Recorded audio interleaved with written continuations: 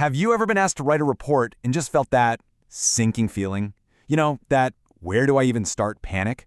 Well, you are in the right place. Today, we are going to build a super simple but really powerful blueprint for writing reports that don't just sit on a desk, they actually get things done. Let's jump in. So, first things first, let's clear up something that trips a lot of people up. You hear the words report and essay, and sometimes they get used like they're the same thing. But honestly, they're fundamentally different animals, and understanding that difference is really the key that unlocks everything else.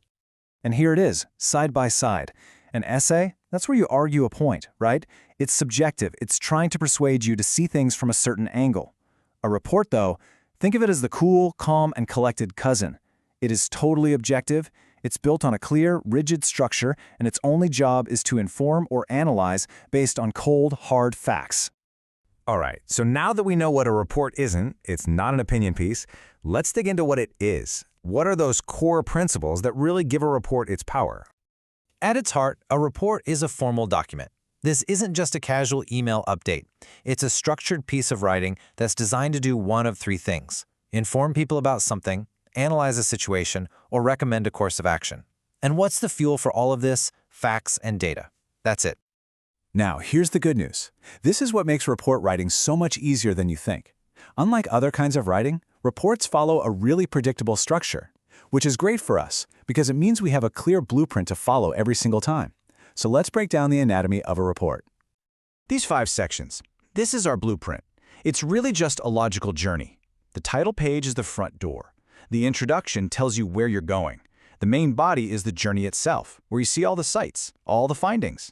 The conclusion recaps the trip, and the recommendations? That tells you where to go next. See? It's a nice, clean flow. You know what they say about first impressions, right? Well, the title page is your report's official handshake. It needs to be professional, clean, and have these 4 non-negotiable pieces of info: a clear title, your name, the date you're submitting it, and who it's for. Simple, but absolutely crucial. Okay, the introduction is like the GPS for your reader. Before they even start, you need to tell them exactly where this report is headed. You do that by answering 3 questions. What's the purpose? The why. What's the scope? The what. And what methods did you use? The how. That way, there are no surprises.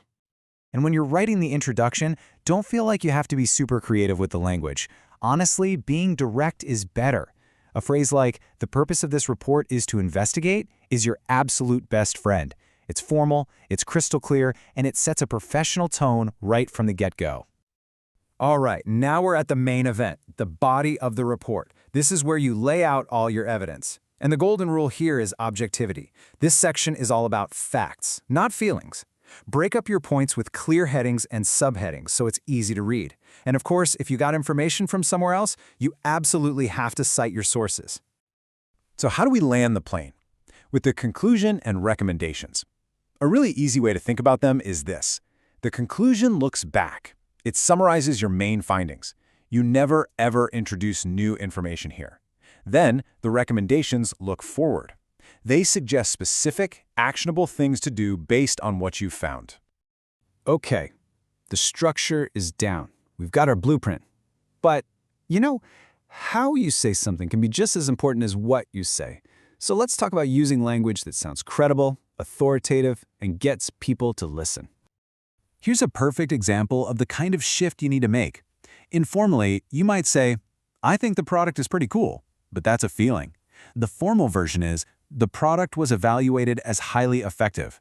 See how that takes the I out of it? It's not about what you think, it's about what the evaluation showed. That's the key. Now, this next one might sound a little weird, and it probably goes against everything your high school English teacher told you. We're often told to use the active voice, but in formal reports, the passive voice is often your friend. Why? Because it puts the focus on the action, not the person doing it. The data was collected just sounds more objective and formal than the team collected the data.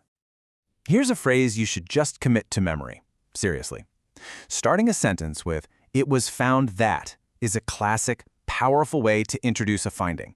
It instantly signals objectivity. It's not you saying it, you're just reporting what was found. It lets the data do the talking. And of course, that phrase has a partner. When you're ready to switch from presenting facts to giving advice, it is recommended that is the universal signal. It's the perfect transition that tells your reader, okay, based on everything you just read, here's what we should do next. All right, theory is great, but let's make this real. We've talked about the structure, we've talked about the language, and now let's tie it all together with a quick example to see how a fact turns into an action. So imagine you're writing a report, and this is your bombshell finding. The data is staring you in the face. 70%, a huge majority of employees, are unhappy with the schedule. This isn't your opinion, it's a hard fact.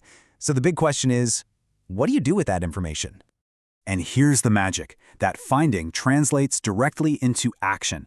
That 70% number doesn't just sit there, it leads to these recommendations. And look how specific they are. They're concrete, actionable steps that directly address the problem you found. This connection, from finding to action, is the entire point of a great report. So, as we wrap up, this is what I want you to remember. A report isn't just a document you have to write. It's not just an assignment. When you do it right, it's a powerful tool. It takes messy data, turns it into clear thinking, and then turns that clear thinking into real, decisive action. You have the blueprint now. You have the tools, you have the language. So the only question left is, what important story is hiding in your data, just waiting for you to tell it? Now go tell it.